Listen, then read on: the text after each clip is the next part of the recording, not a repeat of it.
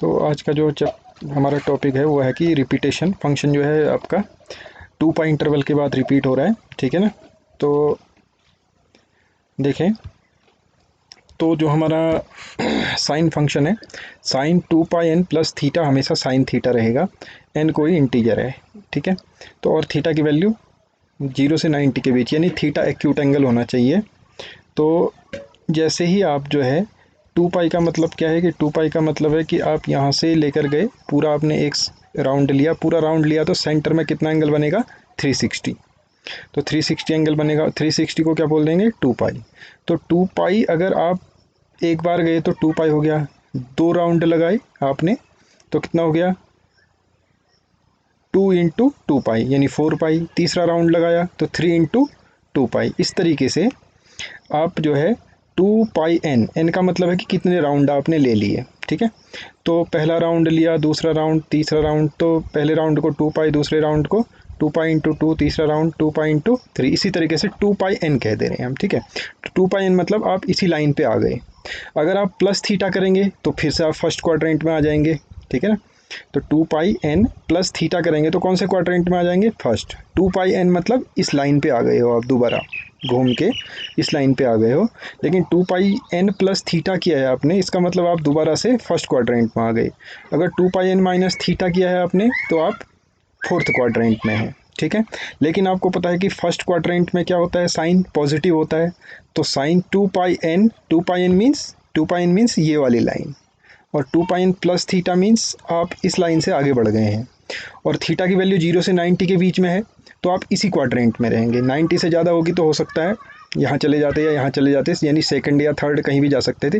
लेकिन angle theta जो है 0 से 90 के बीच में है, तो आप इससे आगे बढ़ गए और इससे पीछे ही रहे। इसका मतलब आप फर्स्ट क्वाड्रेंट में चले गए। 2 पाई एन प्लस थीटा किया अगर आपने, 2 पाई एन मतलब हुआ कि ये लाइन, ठीक है। जैसे एक चक्कर लिया 2 पाई, ठीक है। तो ऐसे ही 2 पाई एन मतलब हुआ कि आपने इस लाइन में कितने राउंड ले लिया। इनिशियल इस लाइन से करें तो सेंटर पे एक बार में 2 पाई एंगल, दूसरी बार में 2 × 2 पाई, तीसरी बार में 3 × 2 पाई। तो एन टाइम्स अगर गए तो 2 पाई एन, कितनी ही बार भी आओ 2 पाई के मल्टीपल में तो आप यहीं पहुंचेंगे। तो 2 पाई एन प्लस थीटा करेंगे तो first quadrant, 2 pi N minus theta करेंगे तो फोर्थ क्वाड्रेंट। अब आपको पता है कि फर्स्ट क्वाड्रेंट में साइन पॉजिटिव होता है तो 2 pi N plus theta sine theta. अगर आप फोर्थ क्वाड्रेंट में जाएंगे तो कैसे पहुंचेंगे, 2 पाई एन यानी कि इस लाइन से माइनस में आ गए, 2 पाई एन माइनस थीटा यानी फोर्थ क्वाड्रेंट में। फोर्थ में क्या होता है, साइन नेगेटिव। इसका मतलब है कि sine 2 pi N plus theta sine theta and 2 pi N minus theta minus sine theta. क्यों, क्योंकि 2 पाई एन माइनस थीटा किया आपने, 2 पाई एन माइनस थीटा किया तो आप फोर्थ क्वाड्रेंट में आए, ठीक है। फोर्थ क्वाड्रेंट में साइन क्या होता है, नेगेटिव। इसी तरीके से आपने कॉस के लिए आए, cos 2 pi N plus theta cos theta, यानी कि 2 पाई एन प्लस थीटा मतलब क्या है कि 2 पाई एन मतलब ये लाइन है, प्लस थीटा मतलब कौन सा क्वाड्रेंट है, मीन्स फर्स्ट क्वाड्रेंट। तो फर्स्ट में क्या होगा, कॉस पॉजिटिव, तो 2 pi N plus theta cos theta. Similarly 2 pi N minus theta यानी कि 2 पाई एन, 2 पाई एन कौन सा है, ये लाइन है, माइनस थीटा आप फोर्थ क्वाड्रेंट में आ गए। तो कॉस थीटा फोर्थ में भी पॉजिटिव होता है, फर्स्ट में भी पॉजिटिव, तो ये पॉजिटिव ही रहेगा, ठीक है। आपने रूल पढ़ा है ना, ASTC all positive, sine cosec tan cot cos sec. तो फोर्थ क्वाड्रेंट में आप जो है पहुंचे तो फोर्थ में भी कॉस पॉजिटिव होता है, फर्स्ट में भी कॉस पॉजिटिव, इसलिए cos 2 pi N plus theta भी कॉस थीटा होगा, cos 2 pi N minus theta भी कॉस थीटा। यानी आप एक ही साथ लिख सकते हैं 2 pi N plus minus theta is equal to cos theta, ठीक है। अब इसका यूज क्या है, देखो अगर आपको कोई बड़े एंगल की वैल्यू निकालनी है, जैसे आपको निकालनी है कॉस 765 की वैल्यू निकालनी है, 765 डिग्री, तो आप क्या करेंगे, इसको आपको पता है कि फॉर्मूला हमें पता है कि 2 पाई एन प्लस थीटा भी कॉस थीटा होता है, 2 पाई एन माइनस थीटा भी कॉस थीटा होता है। तो आप क्या करेंगे, इस 765 को ब्रेक करेंगे। कैसे ब्रेक करेंगे, देखो 765 को कैसे ब्रेक किया मैंने, 360 के मल्टीपल में ब्रेक करो, 360 के मल्टीपल में, और ऐसे ब्रेक करो कि जो एंगल एक्यूट एंगल आए वो आपको पता होना चाहिए। वो एंगल या तो 0 आए, 0 तो उसी लाइन पे आ जाएगा, या 30 आए, या 45, या 60, या 90, जो आपको मालूम है 90 से कम होना चाहिए वैसे, ठीक है। नहीं तो आप अगले क्वाड्रेंट में पहुंच जाएंगे, अगली लाइन में पहुंचेंगे वैसे। तो 2 पाई प्लस थी 2 पाई एन, देखो ये क्या है, 360 को क्या बोल सकते हैं, 360 को बोल सकते हैं 2 पाई इंटू एन, तो ये हो गया 2 पाई एन प्लस थीटा, तो क्या हो गया cos theta means cos 45 degree, cos 45 degree 1/√2। ठीक है, इसी तरीके से इसको ऐसे या तो इसको ऐसे लिख लो 2 × 360 या लिख लो 360 × 2। देखो 360 × 2 करोगे कितना आएगा 720, 720 + 45 765। तो ये एंगल मिला ना, इसी को ऐसे ब्रेक किया हुआ है। ठीक है, और हमेशा जब बड़ा एंगल हो 360 से बड़ा तो इसके 360 के मल्टीपल में तोड़ेंगे, यानी 2π के मल्टीपल में। आपको पता है 360 डिग्री जो है तो 2π होता है। इसी तरीके से देखो इसको पाई के टर्म में भी लिख सकते हैं। ठीक है, पाई के टर्म में कैसे लिख सकते हैं, cos 2π 360 को तो लिख दिया 2π, और ये 2 जो है ये रहा, तो 2πn, n की जगह कौन है यहाँ 2 है, यानी कि आपने कितने चक्कर लगाए, आपने 2 चक्कर लगाए। ठीक है, पहले चक्कर में 2π, दूसरे चक्कर में फिर 2π, यानी कि 720 एंगल आप घूमे 2 चक्कर में, तो 2 × 2π + थीटा। अब 45 को रेडियन में कन्वर्ट करेंगे तो क्या आएगा 45 × π/180, ये आ जाएगा π/4। तो cos 2π 2πn + theta = cos theta, और cos थीटा यानी cos π/4, cos 45 यानी 1/√2। ठीक है, क्योंकि हमें पता है cos 2πn + theta cos theta होता है, और आपको पता है कि इस हॉरिजेंटल लाइन में चेंज नहीं होता है, इसमें चेंज नहीं होता है, 2π लाइन में चेंज नहीं होता है ना, पाई और 2π में चेंज नहीं होता है, तो cos का cos ही रहा। ठीक है, अच्छा, तो इस तरीके से और आगे बढ़ते हैं। ये फॉर्मूले हैं, इनको हम अगले में देखें। इससे रिलेटेड जो हमने एक्सरसाइज है वो कर लेते हैं पहले। ठीक है, तो एक्सरसाइज में आ जाओ, एक्सरसाइज करते हैं।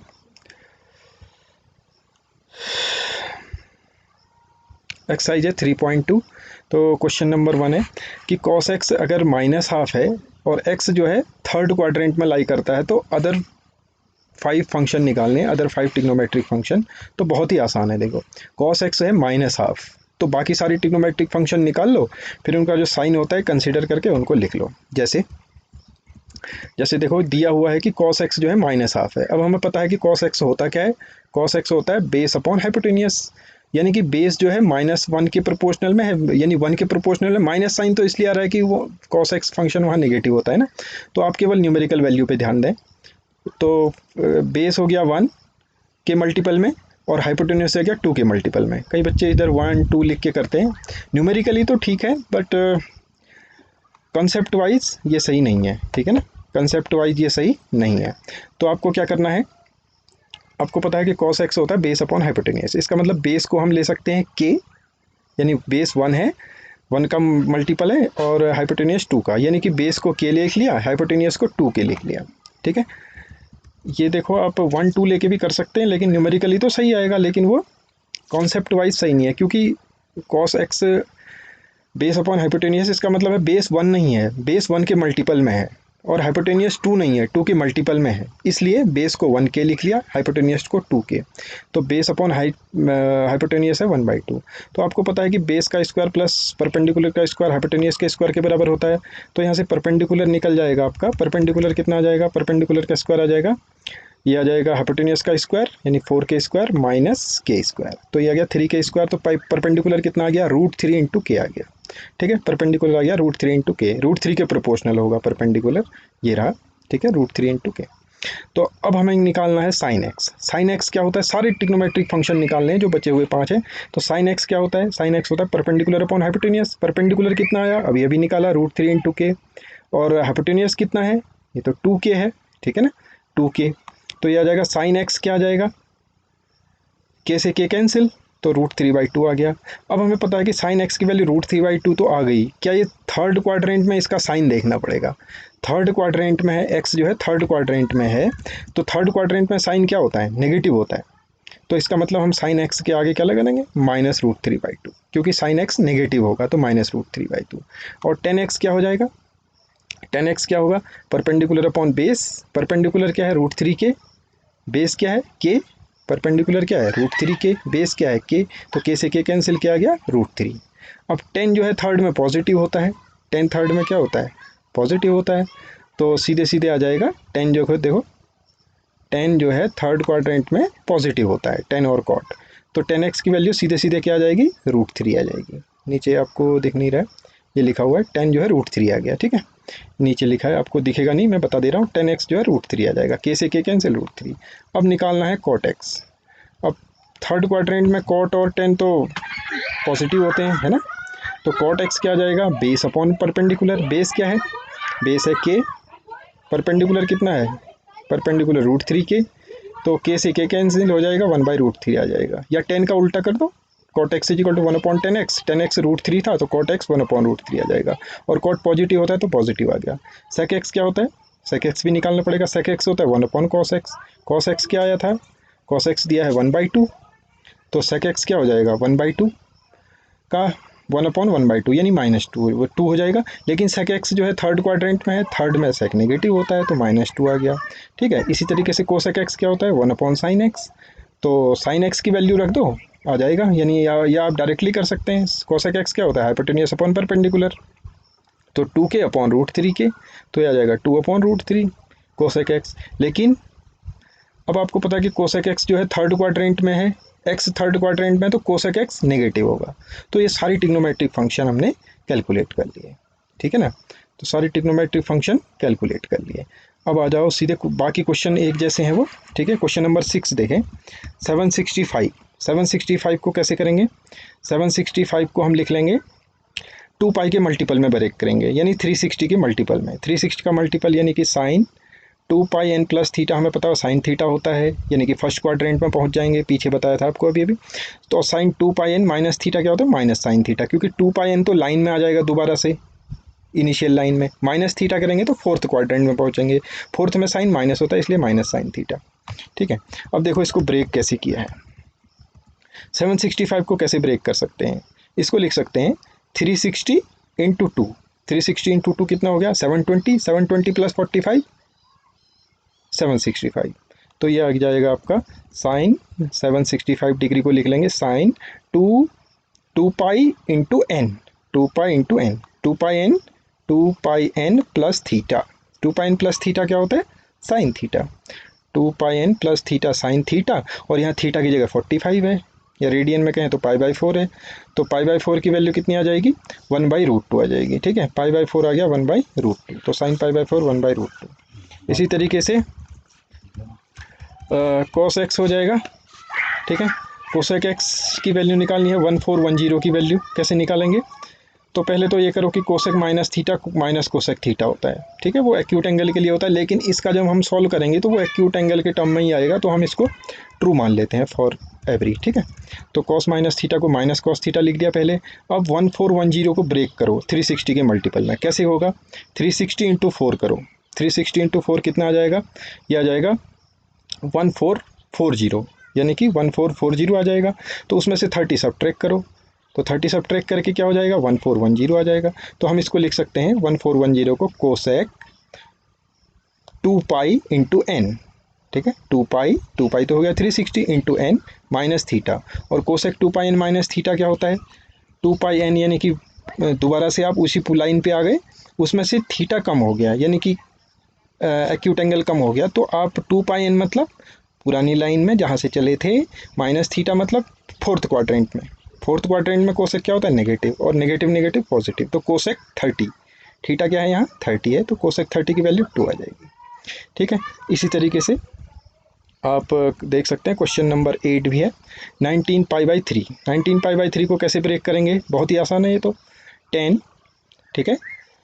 19 को ब्रेक करो, 19π/3 को कैसे ब्रेक करेंगे, ये आ जाएगा 2 pi N plus theta, 2 pi N plus theta.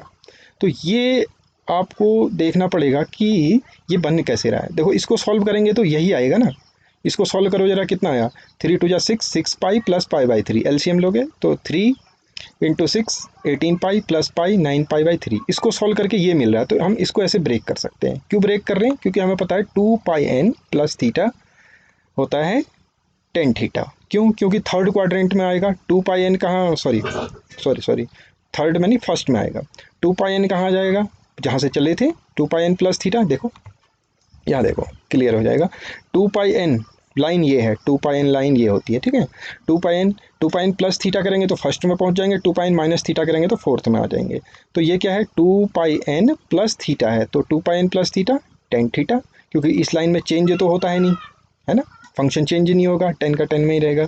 तो 2 पाई एन प्लस थीटा यानी कि फर्स्ट क्वाड्रेंट, फर्स्ट में यानी कि 10 पॉजिटिव होता है, तो 10π/3, 10π/3 मीन्स π/3 मीन्स हो गया आपका 60, ठीक है। 60 डिग्री की वैल्यू कितनी होती है, आप इसको डिग्री में कन्वर्ट कर सकते हैं, अभी आपकी प्रैक्टिस नहीं है तो 180 की जगह पाई लिख लो, सॉरी पाई की जगह 180 लिख लो, 180/3 60 और 1060 होता है √3, तो ये आ गया √3, ठीक है। ये है 2πn, देखो 2πn लाइन ये है जहाँ से चले थे, 2πn प्लस थीटा यानी फर्स्ट में चले जाएंगे, 2πn माइनस थीटा यानी फोर्थ में आ जाएंगे, और n क्या है, कोई भी इंटीजर हो सकता है, ठीक है। ऐसे ही एक और है, तो कॉट -15π/4 कैसे करेंगे, थोड़ा सा तेज़ हो रहा होगा तो आप वीडियो को जो है रिवाइज करके उसको दोबारा रिपीट देख सकते हैं। तो कॉट -15π/4 इसको कैसे ब्रेक करेंगे, पहले तो cot minus theta minus cot theta लिख लो। अब आपको पता है कि ये जो है जब ब्रेक होगा तो एक्यूट एंगल ही देगा सॉल्व करके, तो एक्यूट एंगल में कॉट माइनस थीटा होता है माइनस कॉट थीटा, तो हमने पहले लिख लिया कॉट माइनस थीटा, ठीक है। तो 15π/4 को कैसे सॉल्व करेंगे, 2πn, अब आपको देखना पड़ेगा कि किस कैसे मिलेगा हमें, है ना। तो 2π इंटू एन रख के देखते जाओ, 1 रखो 2 रखो 3 रखो, 1 रख के तो फायदा नहीं है, 2π इंटू 1 1 ही आएगा, 2 रखो 3 रखो 4 रखो, ऐसे करके पता चल जाएगा आपको, ठीक है। तो 2π इंटू 2 कितना हो गया 4π, अब एलसीएम लोगे तो 4π, देखो 15π/4 को ऐसे तोड़ा है मैंने, 2π यानी कि 4π माइनस π/4, इसको एलसीएम लोग के सॉल्व करोगे कितना आएगा, 2π इंटू 2 हो जाएगा 4π माइनस π/4 यानी 4 4 जा 16, 16 माइनस 1 15, 15π/4। अब ये बन गया 2πn minus theta type, 2πn minus theta यानी कि 2πn माइनस थीटा यानी कि कौन सा क्वाड्रेंट, 2πn माइनस थीटा यानी कि फोर्थ क्वाड्रेंट, ये रहा। और फोर्थ में 10 क्या होता है, नेगेटिव होता है, सॉरी ये कॉट है, कॉट भी नेगेटिव होता है, तो ये माइनस कॉट 2πn माइनस π/4 हो जाएगा, एक माइनस तो ऑलरेडी ये लगा हुआ है, एक आ गया कॉट 2πn माइनस थीटा यानी कि minus cot theta, minus minus plus, तो कॉट π/4, कॉट π/4 हो गया 1, ठीक है। तो इस तरीके से ये एक्सरसाइज है। आपको अगर कोई डाउट है जब हम लाइव क्लास होगी तो आप अपनी क्वेरी पूछ सकते हैं, फिलहाल ये है, आप इसको एक बार दोबारा देखना वीडियो को तो आपको समझ में आ जाएगा, एक बार में नहीं आया तो, ठीक है। हाँ, तो कॉट π/4 हो गया 1 π/4। अब इसको देखो, आपको रेडियन में अगर आपको अभी प्रॉब्लम है तो आप डिग्री में कन्वर्ट कर लें, पाई की जगह 180 रखें, 180/4 कितना हो गया 45, 45 की वैल्यू 1 होती है ना।